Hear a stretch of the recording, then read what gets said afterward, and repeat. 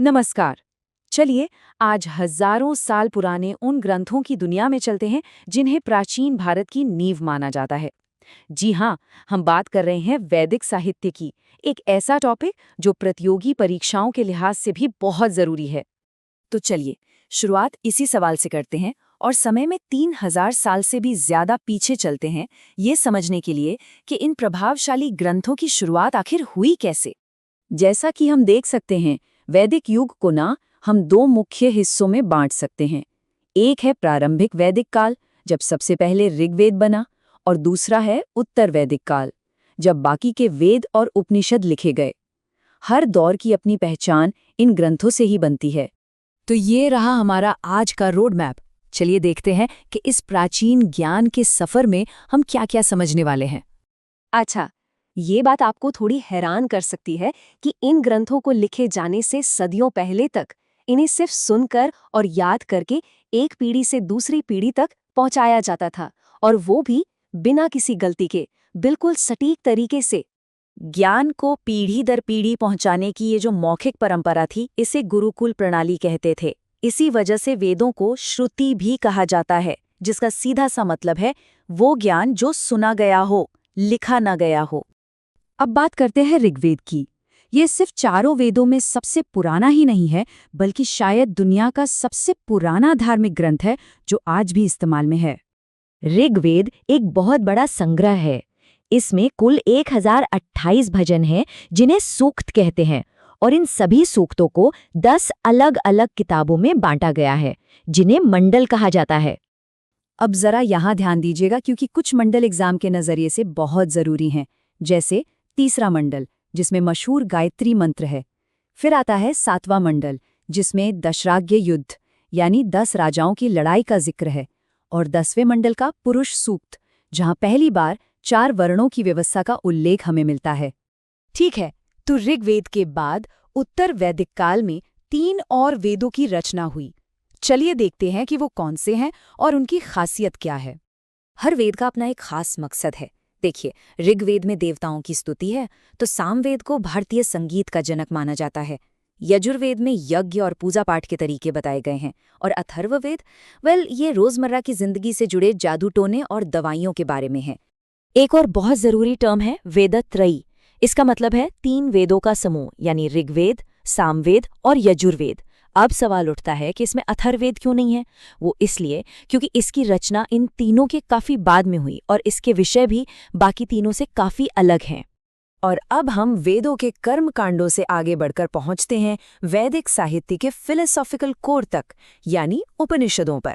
परंपरा के अनुसार कुल 108 मुख्य उपनिषद माने जाते हैं, और हर उपनिषद जिंदगी और ब्रह्मांड से जुड़े गहरे सवालों की पड़ताल करता है। उपनिषदों को वेदांत भी कहते हैं। इसका शाब्दिक अर्थ है वेदों का अंत। ये सिर्फ इसलिए नहीं कि ये आखिर में आते हैं, बल्कि इसलिए भी कि ये वैदिक सोच के शिखर को, उसके सार को दिखाते हैं। यहाँ जोर यज्ञ और कर्मकांड पर नहीं, बल्कि ज्ञान, आत्मा और ब्रह्म को समझने पर है।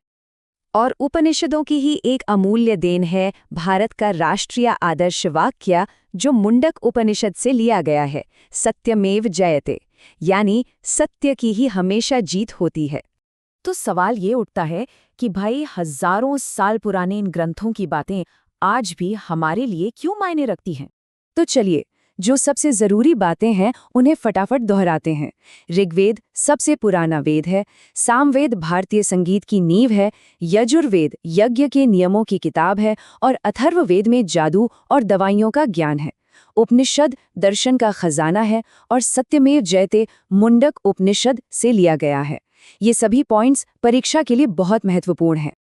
और आखिर में यही एक सवाल हमें सोचने पर मजबूर करता है कि कैसे 3000 साल पहले रचे गए इन ग्रंथों के विचार आज भी हमारे समाज और दर्शन को इतनी गहराई से प्रभावित कर रहे हैं। नमस्कार। कभी सोचा है कि एग्जाम में आने वाले कुछ सबसे मुश्किल सवाल असल में पुरानी कहानियों के भूगोल में छिपे होते हैं? आज हम ठीक यही करने वाले हैं। इतिहास के पन्नों को पलटेंगे और उन नदियों के राज खोलेंगे जो हजारों साल पहले बहती थीं, और हाँ, जिनके नाम आज भी एसएससी जैसी परीक्षाओं के लिए बहुत जरूरी हैं। ये सवाल सुनने में तो सीधा लगता है, पर है नहीं। क्योंकि देखिए, समय के साथ सिर्फ साम्राज्य ही नहीं बदलते, नदियों के नाम तक बदल जाते हैं। तो चलिए इस दिलचस्प पहेली को मिलकर सुलझाते हैं। इस खोज में हमारी सबसे बड़ी मदद करेगा ऋग्वेद। ये दुनिया के सबसे पुराने ग्रंथों में से एक है। समझिए उस जमाने की दुनिया में झांकने के लिए एक खिड़की जैसा। इसमें 10 मंडल यानी 10 किताबें हैं और हमारी कहानी के सारे जवाब इन्हीं में छुपे हैं। तो ये है हमारी कहानी की सेटिंग, उस समय का भारत जिसे कहते थे सप्त सिंधु यानी 7 नदियों की धरती। यहीं पर वेदों की रचना हुई और यहीं पर हमारे इतिहास की कुछ सबसे बड़ी घटनाएं घटी। तो चलिए कहानी शुरू करते हैं एक बहुत ही मशहूर युद्ध से जिसका जिक्र ऋग्वेद में मिलता है। नाम है दशराज युद्ध यानी 10 राजाओं का युद्ध। इस कहानी के हीरो थे राजा सुदास।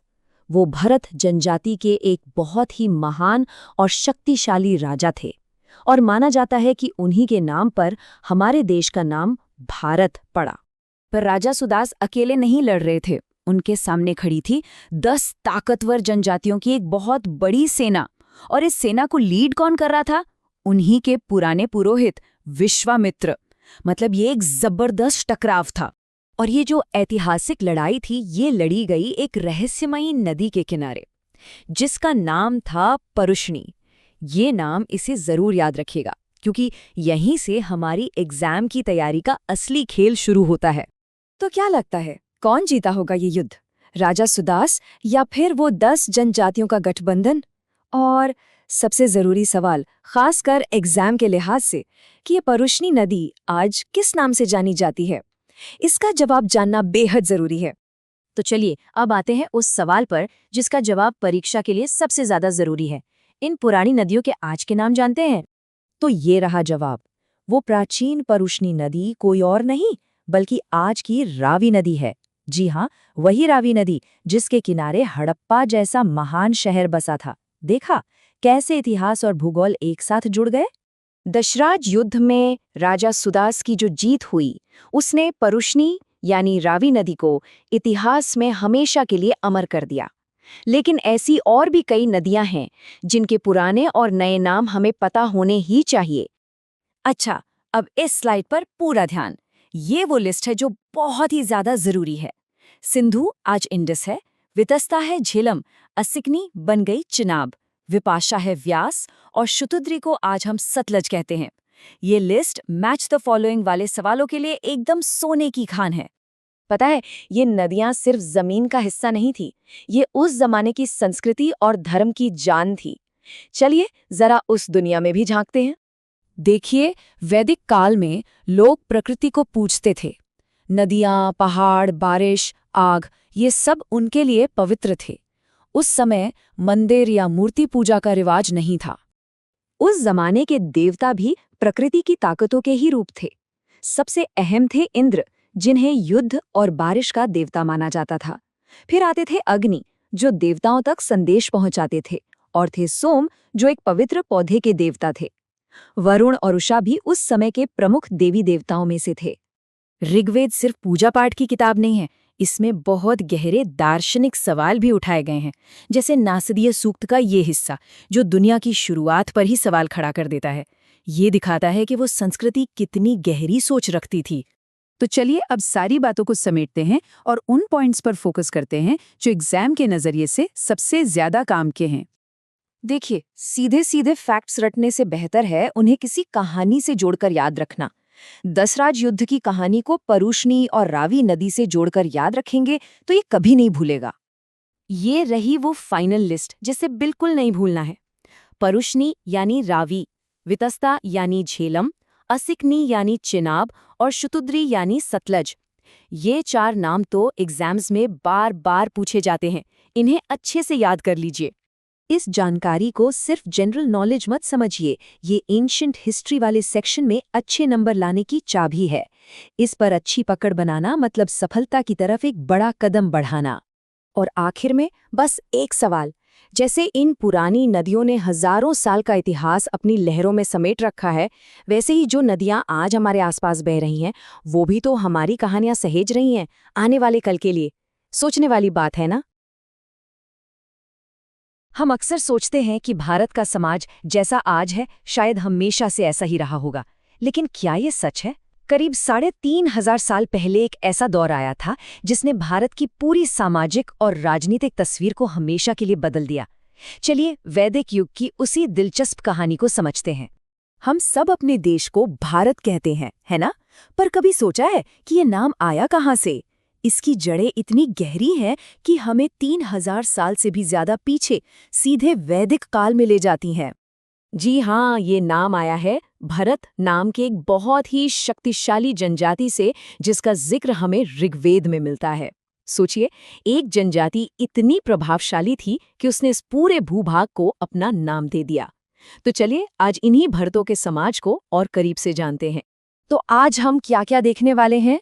हम भरत से भारत तक के सफर को समझेंगे, फिर ऋग्वेद की दुनिया में झांकेंगे, देखेंगे कि कैसे एक बड़े कृषि बदलाव ने सब कुछ बदल दिया, और जानेंगे कि इस दौर की विरासत आज भी हमारे साथ कैसे जुड़ी हुई है।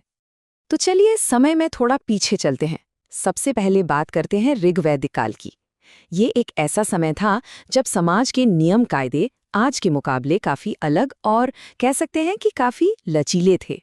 उस दौर का समाज भले ही पितृसत्तात्मक था, यानी परिवार का मुखिया पुरुष होता था, लेकिन महिलाओं का दर्जा बहुत ऊंचा था।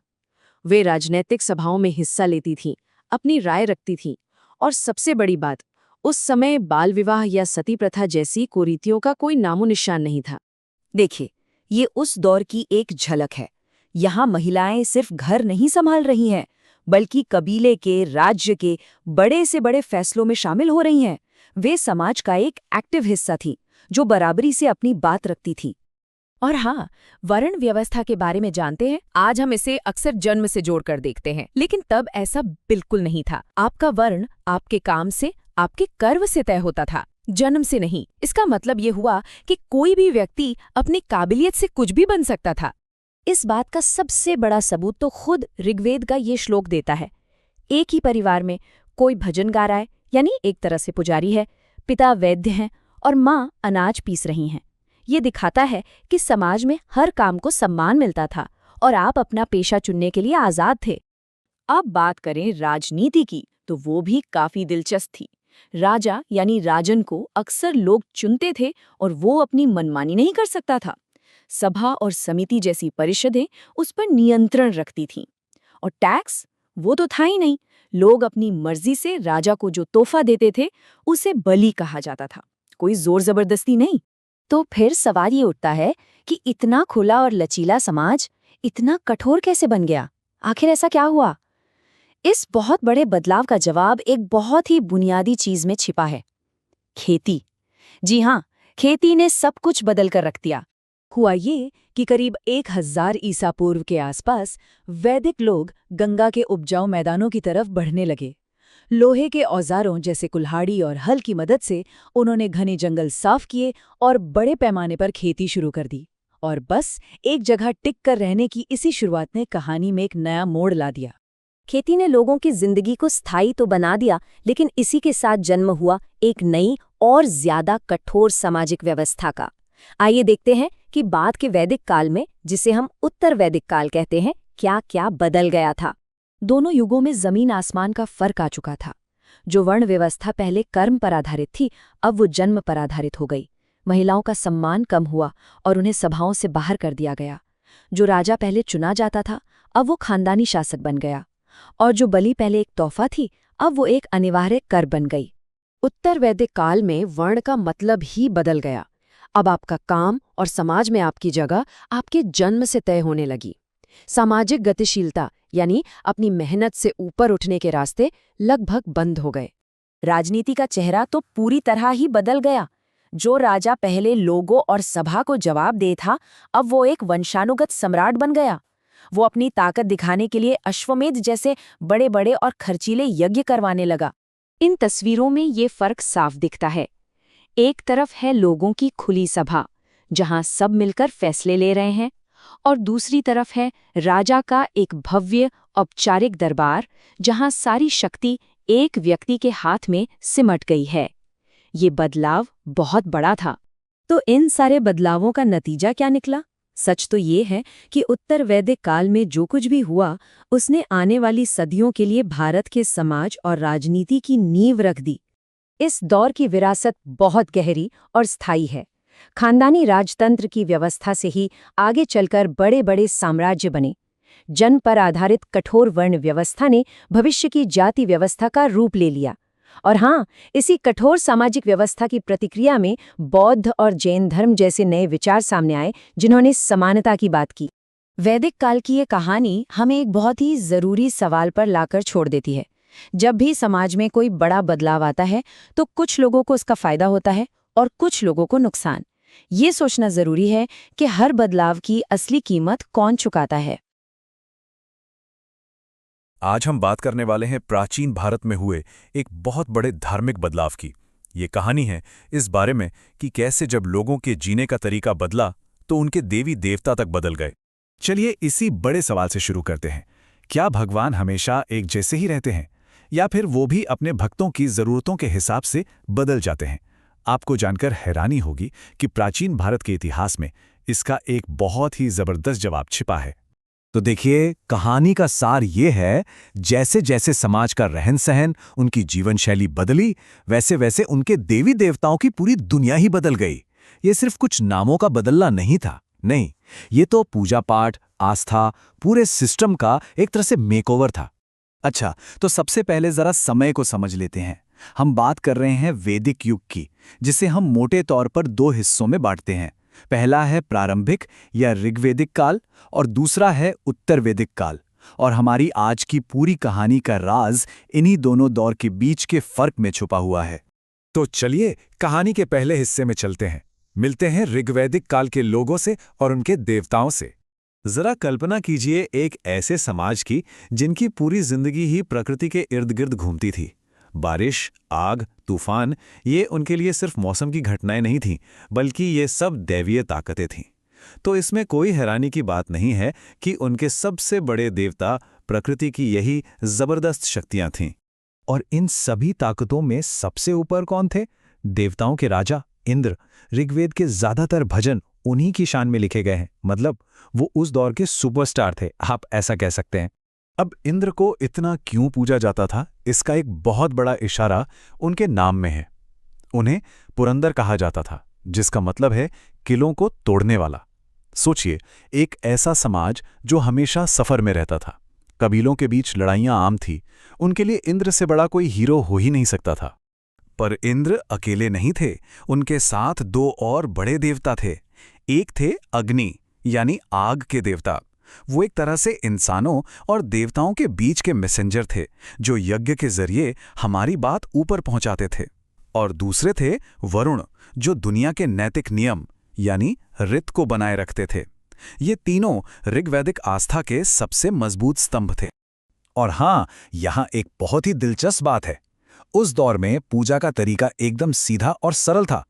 लोग खुले में भजन गाकर सीधे देवताओं से प्रार्थना करते थे। उस समय कोई बड़े बड़े मंदिर या मूर्तियों का रिवाज नहीं था। तो फिर सवाल यह है कि ऐसा क्या हो गया कि इंद्र और अग्नि जैसे शक्तिशाली देवताओं का महत्व कम हो गया? इसका जवाब छिपा है उस बहुत बड़े सामाजिक बदलाव में जिसने सब कुछ बदल कर रख दिया।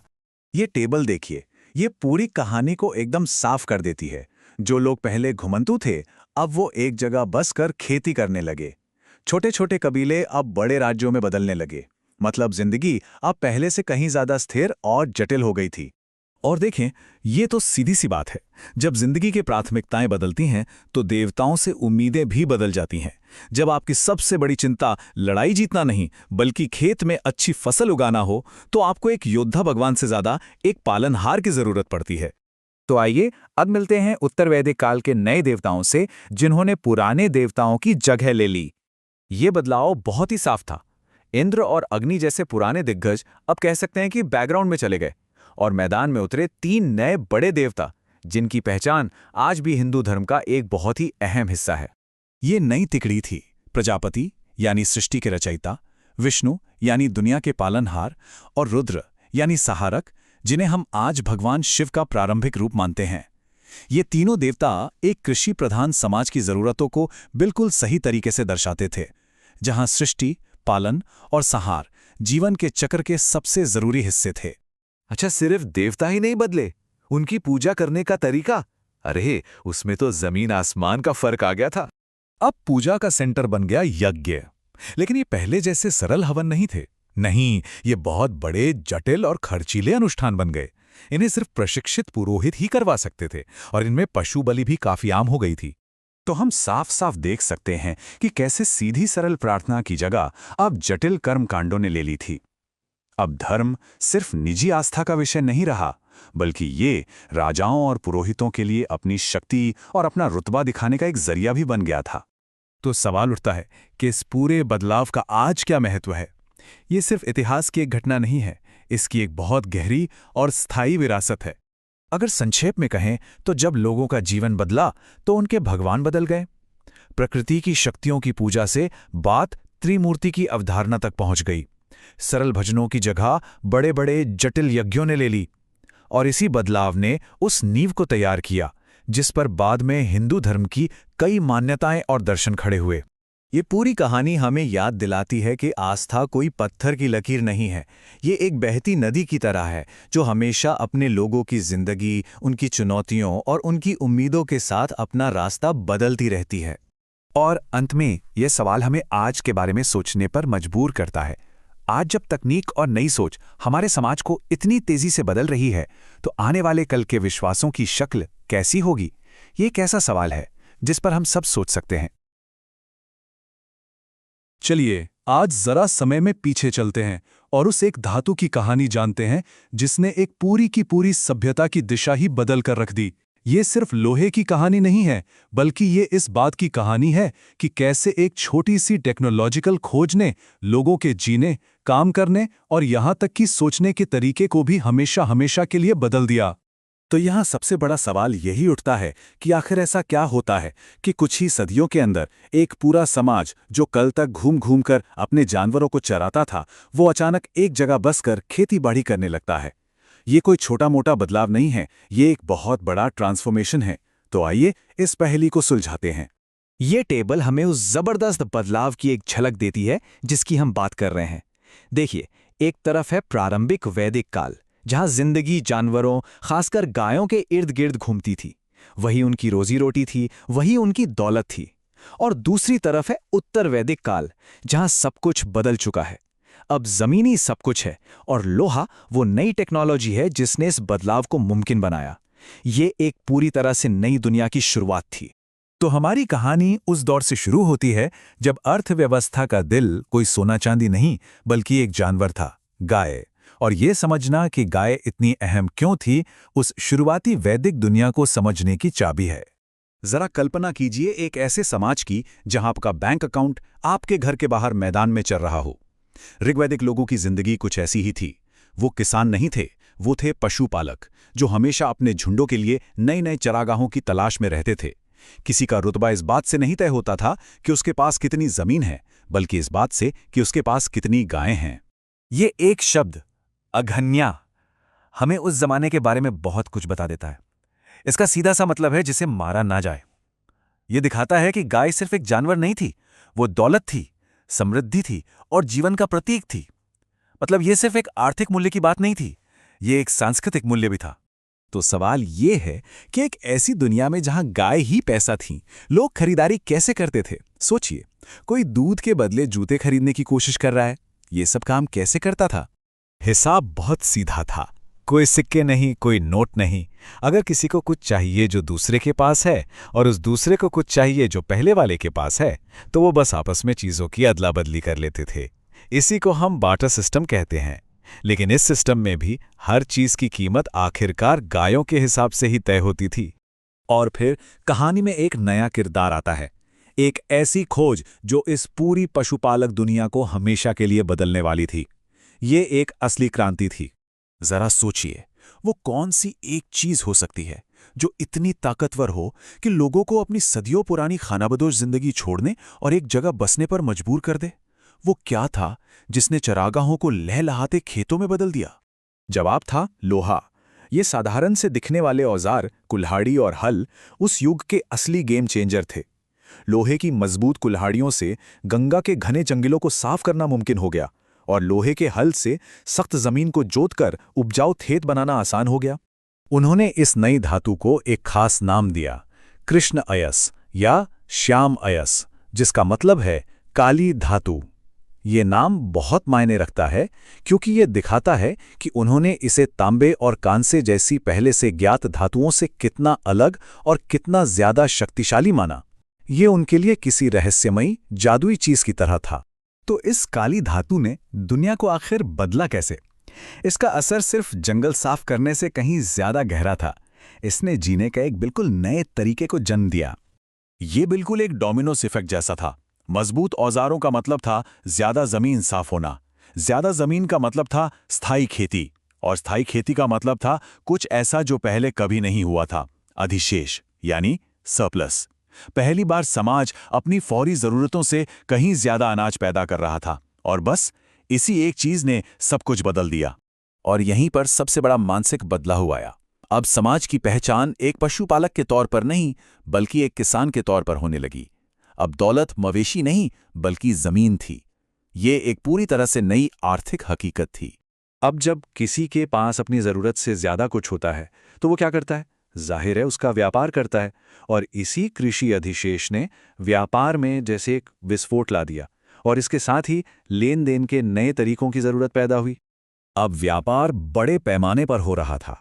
सोचिए, कोई कितनी गायों के बदले अनाज का एक बड़ा ढेर खरीदेगा? पुराना बार्टर सिस्टम अब काफी नहीं था। ये बोझिल और बहुत धीमा था। व्यापार को आसान बनाने के लिए एक बेहतर तरीके की सख्त जरूरत थी। और इसी जरूरत ने जन्म दिया मुद्रा की अवधारणा को। निष्क, शतमान और कृष्णल जैसे शब्द हमारे सामने आते हैं। अब इतिहासकार इस बात पर बहस करते हैं कि क्या ये आज के जैसे सिक्के थे या सिर्फ वजन की इकाइयां। लेकिन एक बात साफ है, ये एक स्टैंडर्ड एक्सचेंज सिस्टम की तरफ पहला कदम था। ये एक बिना पैसे वाली अर्थव्यवस्था से पैसे वाली अर्थव्यवस्था की तरफ एक क्रांतिकारी छलांग थी। ये जो आर्थिक बदलाव थे वो सिर्फ हिसाब किताब तक ही सीमित नहीं थे। उन्होंने समाज के ताने बाने को ही बदल दिया। चलिए देखते हैं कि ये बदलाव लोगों की रोजमर्रा की चीजों में, जैसे उनके बर्तनों में, कैसे दिखाई देता है।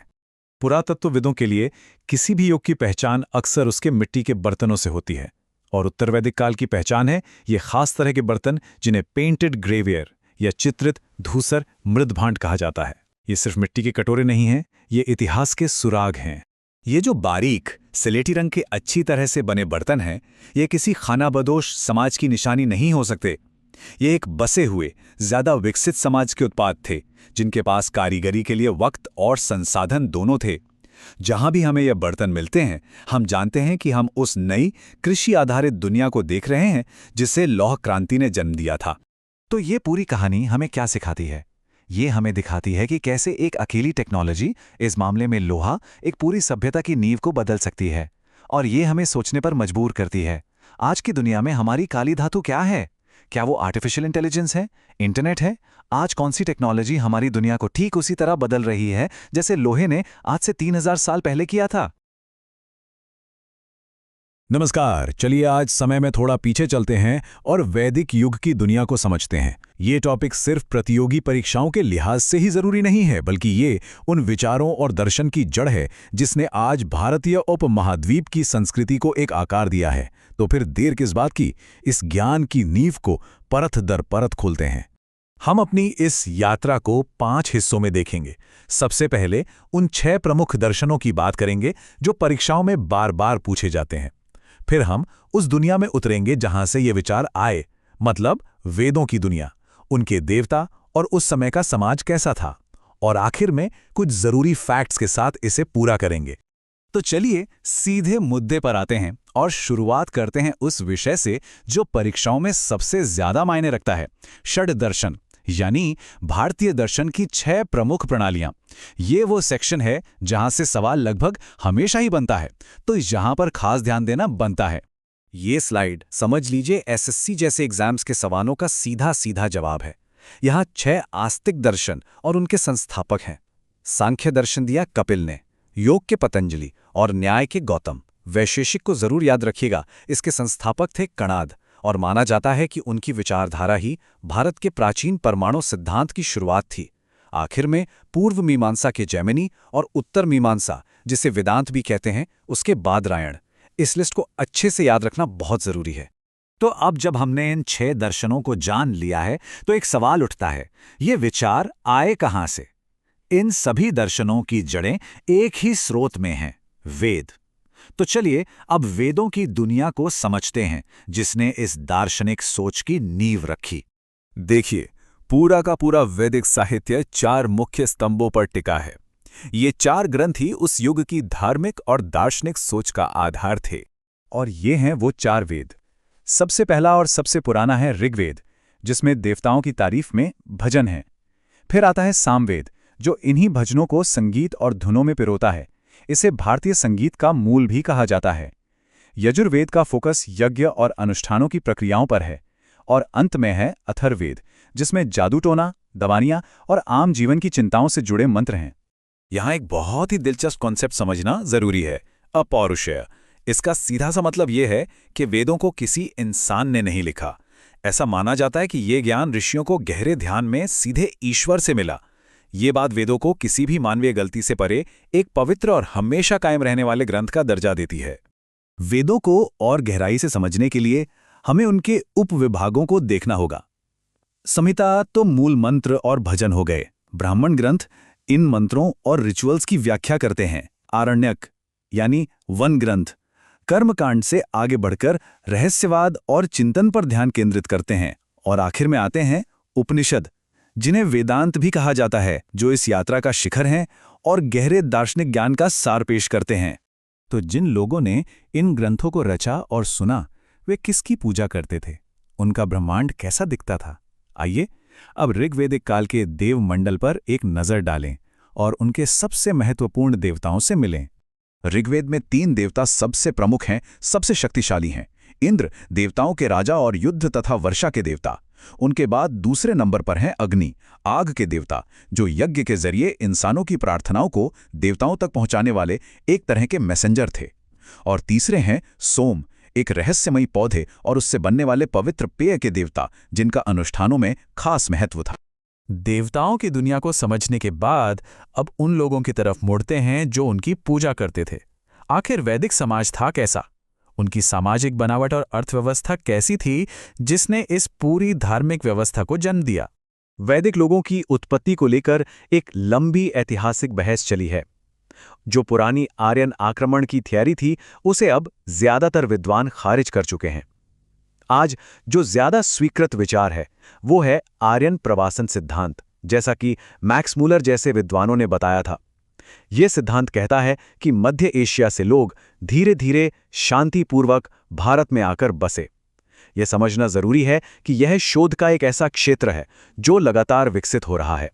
वैदिक समाज का एक अहम पहलू थी वर्ण व्यवस्था, जिसका सबसे पहला जिक्र ऋग्वेद के 10वें मंडल के पुरुष सूक्त में मिलता है। ये दिलचस्प इसलिए है क्योंकि 10वां मंडल बाद में जोड़ा गया माना जाता है। इस सूक्त के मुताबिक समाज को एक विराट पुरुष के शरीर के अंगों से निकले 4 वर्गों में बांटा गया। मुख से ब्राह्मण, भुजाओं से क्षत्रिय, जांघों से वैश्य और पैरों से शूद्र।